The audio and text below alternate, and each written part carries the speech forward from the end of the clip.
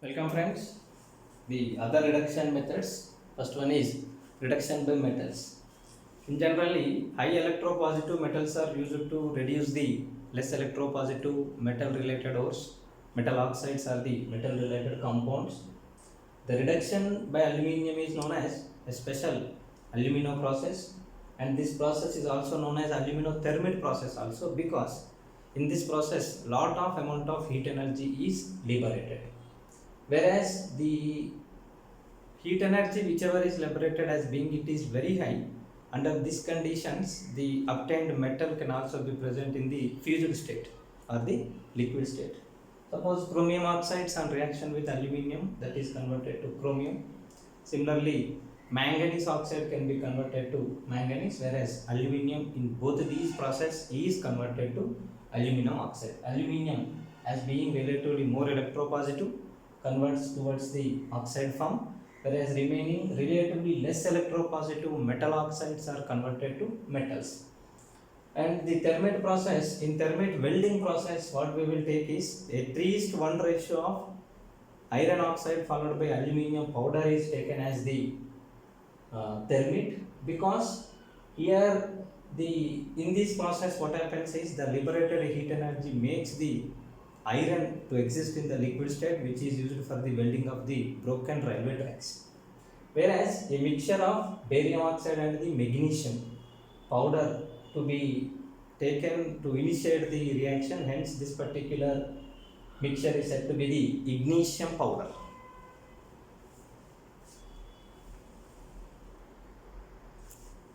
And some other times more electropositive metals like sodium, potassium can also be used to reduce the less electropositive metal related compounds, especially metal oxides.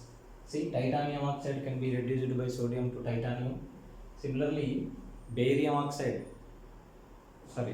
boron oxide can be reduced by magnesium to boron followed by magnesium oxide. Barium peroxide can be reduced by magnesium to barium oxide followed by magnesium oxide. Vanadium pentoxide by calcium to calcium oxide followed by vanadium. Thorium oxide by calcium is converted to thorium followed by calcium oxides. Some other times what happens is even metal halides can also be reduced to metals. Titanium tetrachloride followed by sodium, it gives titanium and the sodium chloride. Vanadium chloride followed by magnesium gives vanadium and the magnesium chloride, and this process is said to be the Coles process. The reduction of metal halides to metals by using more electropositive metals like sodium and magnesium is said to be the Coles process.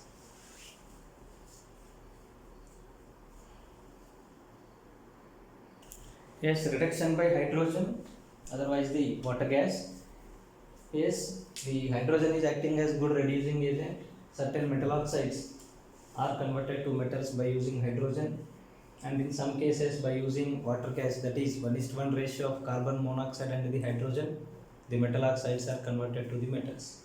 See, the tungsten oxide in presence of hydrogen is converted to tungsten followed by water in the form of vapor. Similarly, molybdenum oxide in the presence of hydrogen gas is converted to molybdenum followed by water vapors. Similarly, here copper oxide, vanadium oxide, indium oxide, less electropositive metal oxides like silver oxide, chromium oxide, ferric oxide in presence of hydrogen are converted to corresponding copper, vanadium, indium, silver, chromium as well as the ferrous. And there are examples like cobalt oxide in the presence of hydrogen gas makes an equilibrium to the cobalt followed by the water vapor, whereas nickel oxide followed by water gas, that is 1:1 ratio of hydrogen and the carbon monoxide, which is used as a reducing agent here. In presence of this water gas, nickel oxide is converted to nickel, and whereas carbon monoxide is converted to carbon dioxide and hydrogen is converted to water molecules in this process. And moreover, in this process whatever water is liberated, that is present in the vapor state and it will be liberated easily.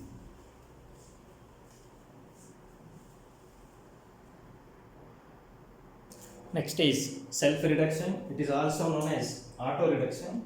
Generally, less electropositive metal sulfides in presence of oxygen, some portion of the metal sulfides is converted to metal oxides. Now the metal oxide which is converted to metal oxide followed by the metal sulfide combination gives metal followed by sulfur dioxide formations. Generally, it is possible in case of less electropositive metals like here lead, that is nitrogen family, whereas antimony, copper and the mercury, etc. Whereas here lead sulfide is converted with oxygen to lead oxide followed by sulfur dioxide. The converted lead oxide once again recombines with the remaining lead sulfide and makes the lead sulfide to lead followed by sulfur dioxide. Similarly, copper sulfide is converted to copper oxide followed by sulfur dioxide. This copper sulfide and the converted copper sulfide, copper oxide both combines and converts to copper followed by sulfur dioxide. Similarly, HGS cinnabar, that is mercuric sulfide, is converted to mercuric oxide. The converted mercuric oxide once again recombines with the mercuric sulfide and makes it to mercury followed by sulfur dioxide.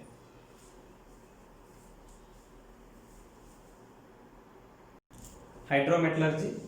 This is also known as precipitation reduction process. Whereas in this process, a less electropositive soluble metal compound is allowed to react with the more electropositive metal. As a result, the more electropositive metal forms its corresponding compound in the soluble state and it replaces the less electropositive metal in the form of a precipitate or a solid, and here the displacement reaction occurs. Whereas suppose in the extraction of copper is extracted from the malachite ore on different varieties of chemical processes and the concentration processes and roasting, this is converted to copper oxide. This copper oxide on reaction with sulfuric acid, it forms copper sulfate aqueous solution. This copper sulfate aqueous solution on reaction with more electropositive element like ferrous, it leads to the formation of ferrous sulfate, and in this whatever copper is there, that copper is getting precipitated.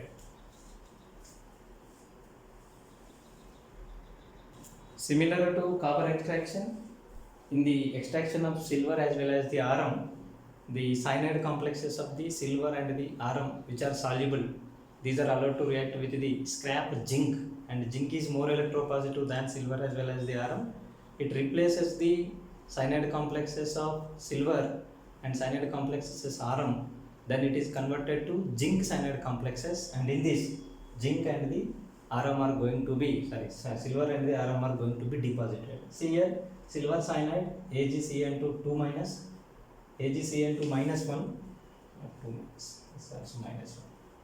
AgCN2 minus 1 on reaction with zinc, it is converted to ZnCN4 2 minus followed by silver. Similarly here, AuCN2 minus 1 on reaction with zinc is converted to zinc tetracyanide minus 2 followed by the arum.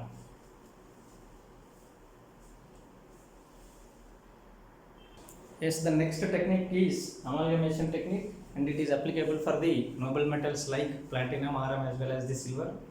The fine powdered metals or metal ores on reaction with mercury, generally they forms the metal amalgam, whereas this amalgam on distillation gives metal followed by mercury in the form of vapors. Thus, ore plus mercury leads to the formation of amalgam. Amalgam followed by distillation gives metal followed by mercury in the form of vapors.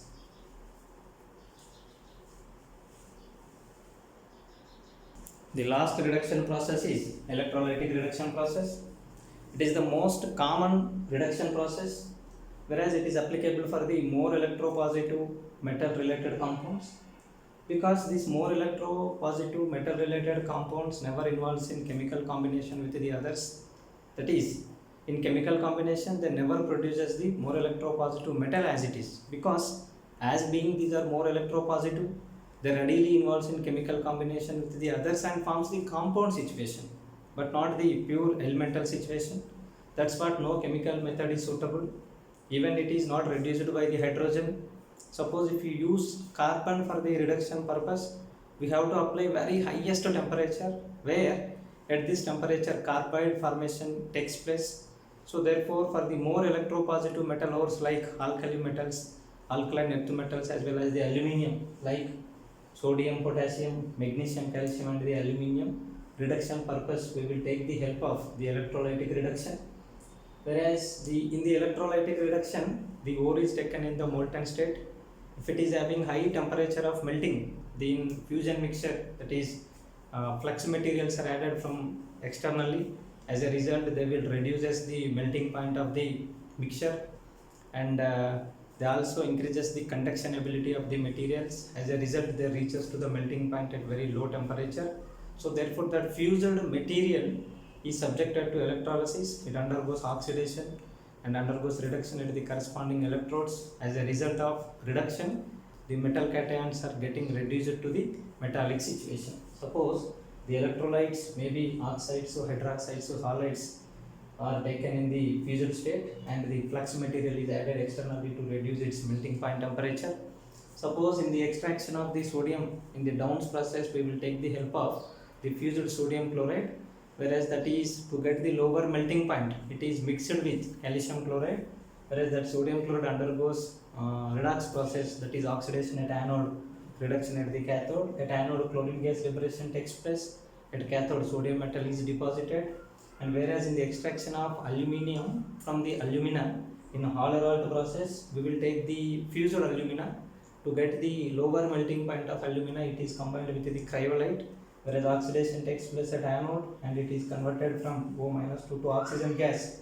Whereas at cathode, aluminium takes up the electrons and it is converted Al3 plus to Al. Thus, by electrolytic reduction, the more electropositive metals like alkali metals, lithium, sodium, potassium, whereas the alkaline earth metals like magnesium, calcium, and the electropositive one of the metal in the third group like aluminium are getting extracted from their corresponding fused situation of the ores like oxides, hydroxides, and halides, etc.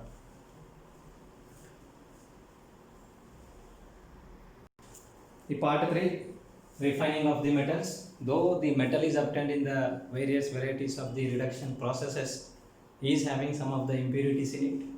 Maybe it is consisting of other metal which are reduced simultaneously with the our expected ore, and the non-metals like carbon, silicon, phosphorus can be present, and some other unreduced ore can be present, and the flux and slag can be left in the metal system. On behalf of the different varieties of impurities present in the metal, different varieties of methods are used on behalf of properties, on behalf of impurities. The method is selected for the refining, whereas the purification methods are liquefaction method, second one is distillation method, next is pyrometallurgical oxidation process, which includes Pohling process, cupellation process, and the Bessemerization process, electrolytic method, and the thermal decomposition like modes as well as the Van Arkel processes are there. Zone refining and chromatographic methods are generally applied for the refining of the metals.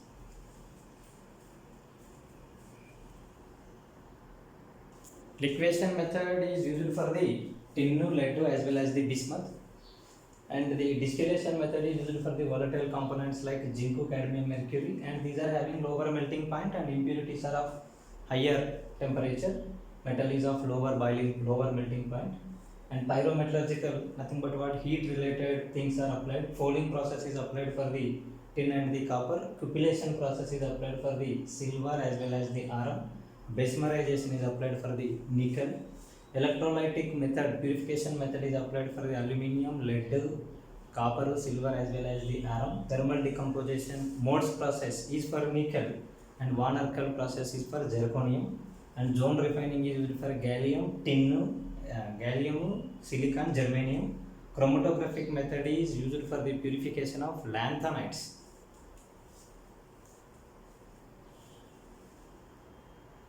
Liquefaction, the first refining method. The logic behind this liquefaction is metal is having very easy fusion temperature, that is easily converted to the liquid state, whereas impurities are having higher melting point.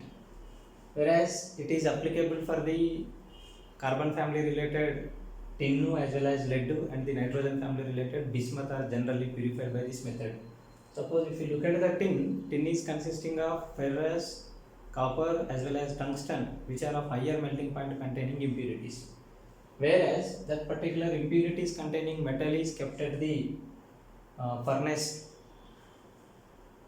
at a height, and on heating the impurities remains as it is. Metal is having lower melting point and it is converted to liquid state. On the slanting wall it comes to the down and is collected and impurities left over there.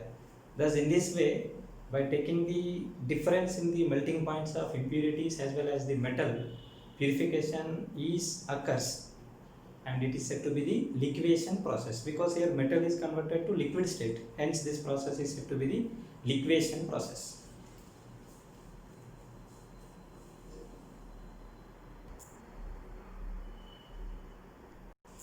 The second one is distillation. Metal is more volatile in nature and easily converted to vapor state, whereas impurities are having higher melting point. Under this situation, this particular distillation method is applied. The metal with impurities is heated. As a result, metal is converted to vapor state and it is collected in the other chamber, and on cooling condenses and it is converted to liquid in physical state to solid in physical state. Impurities are left behind at the initial place. In this way, the separation of impurities into the metal by taking the help of differences in their boiling points is said to be the distillation process. It is applicable for the volatile metals like zinc, cadmium as well as mercury, because they are having lower boiling points.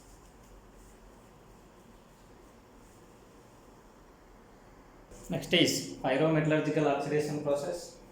If the impurities have more affinity for oxygen compared to the metal, then on sending oxygen, these impurities are converted to the oxides. On behalf of this logic, for the removal of impurities, we will go for the pyrometallurgical operations, pyrometallurgical oxidation processes.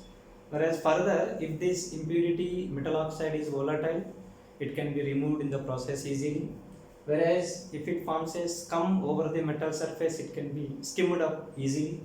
And if it forms a slag with the furnace interior of the walls, then it can be removed easily, and is applicable for the metals like ferrous, copper as well as the silver. And they are having, suppose, impurities like carbon impurities, silicon impurities, these are carbon family impurities, and the nitrogen family like phosphorus impurity, and some of the oxygen family related sulfur impurities. If these impurities are present, this particular pyrometallurgical oxidation processes are applicable, and generally these are present in ferrous, copper and the silver metals and applicable with these all logics. Hence, with these metals having these impurities, the pyrometallurgical different operations are executed to make them purify.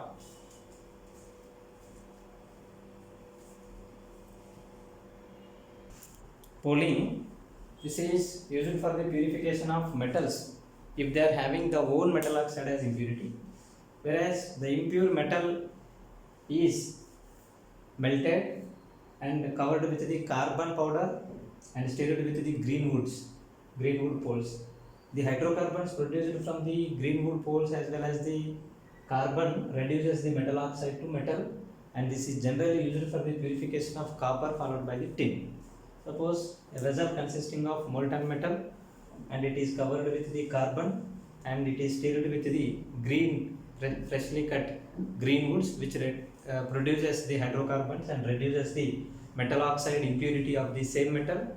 Oxide is converted to the metal, thus whole metal oxide is converted to the metallic in nature. Thus this process is said to be the pooling process. Generally it is applicable for tin as well as copper.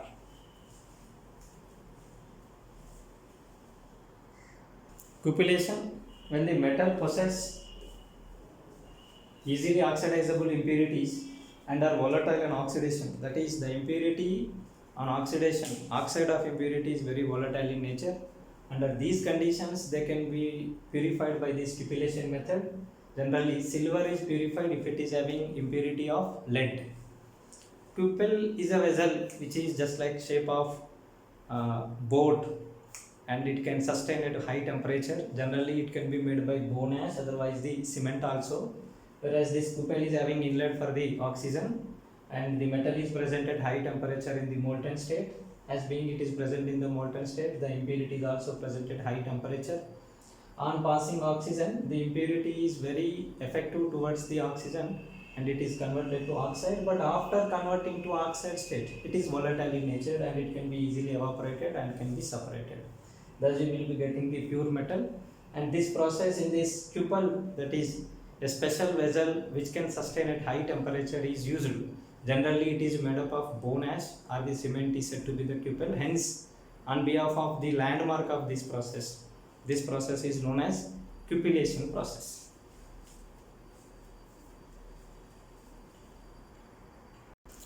Besmerization, it is also based on the affinity of the metal and the impurity towards the oxygen, whereas a special converter used for this process is said to be the Besmer converter. Whereas in this, a blast of compressed air is passed through the molten mass of impurities as well as the metal. The impurity is getting converted towards the impurity of corresponding metal oxide, which is volatile and can be removed easily. Generally, it is used for making of steel from the cast iron and also to remove the impurities present in the nickel.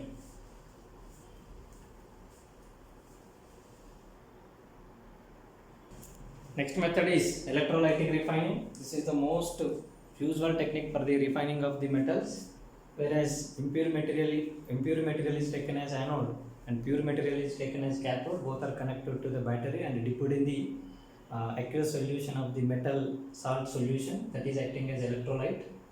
And here this anode goes on dissolving as the electricity is passed, and the cathode, and on the cathode the deposition of the metal is going to be taking place and its corresponding size goes on increasing. And here impurities, some may be dissolved in the aqueous solution or some may be deposited at the bottom of the anode in the form of anode mud or the anode sludge.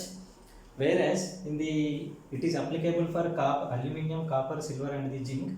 In the electrolytic refining of copper, the impurities like ferrous, zinc are dissolved in the electrolyte, whereas gold, platinum, silver are left in the form of a solid material, not a solid material, just as a precipitate. At the bottom of the anode is said to be the anode mud. The electrolyte is aqueous copper sulfate solution. Sometimes copper sulfate followed by some amount of sulfuric acid is also added.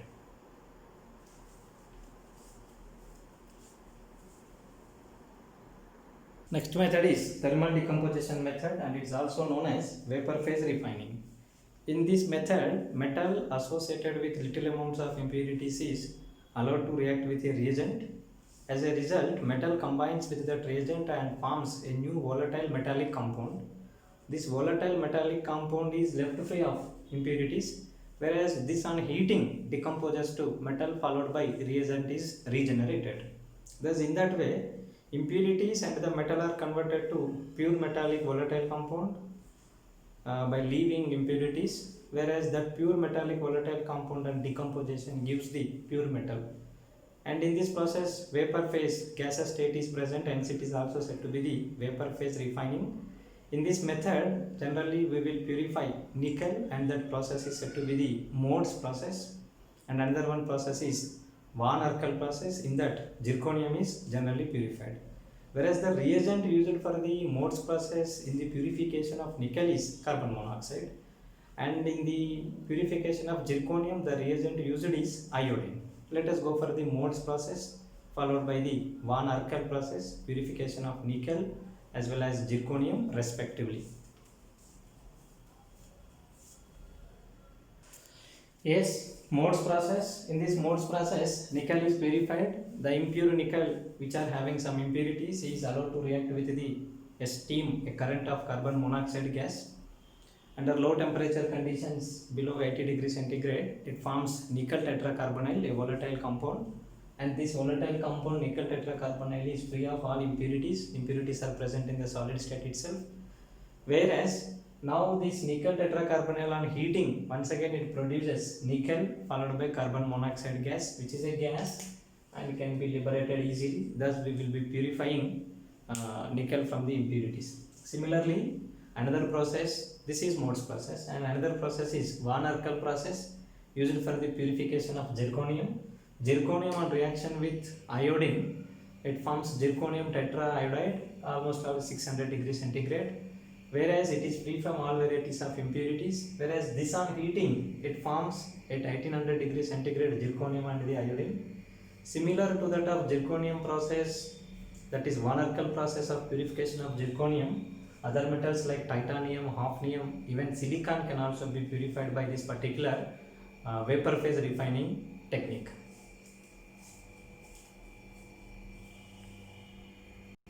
The next method is zone refining. It is also known as fractional crystallization method, and this is used for the finest refining of the materials which are used for the semiconductor purposes. whereas the almost all pure metal rod having little amounts of impurities are taken, and this is adjusted in a circular mobile heater. Yes, with this metal rod, a circular mobile heater is adjusted and it moves in one direction from top to bottom in such a way that the logic behind this particular fractional crystallization is impurities are more soluble in the melt than the solid metal, whereas by making a proper temperature in the inert gas conditions, if I make the heater to move from one end to other end, it produces the temperature. At that heat, at that temperature, the metal as well as impurities comes towards the molten situation, whereas in that mold impurities are present in the more liquid state compared to the solid material. So therefore here impurities are melted. If it moving from top to bottom, that impurities moves along with the heater. If one run of this particular heater from top to bottom, impurities are moved from top to bottom by 10 centimeters. Like this, it is moved for many number of times in one direction from with a uniform temperature under inert gas conditions. As a result, the impurities which are having higher solubility in the melt will move from top to bottom by leaving material, pure materials at every instant, at every place. As a result, the all impurities are deposited at the bottom after certain number of times of running of the circular mobile heater through the metal rod. On cutting that particular portion, we will be getting almost a pure part of the materials, and this is used for the purification of semiconductor materials like boron, gallium, indium, silicon and the germanium, etc. And in this we will be getting exclusive purity of the material is generally obtained.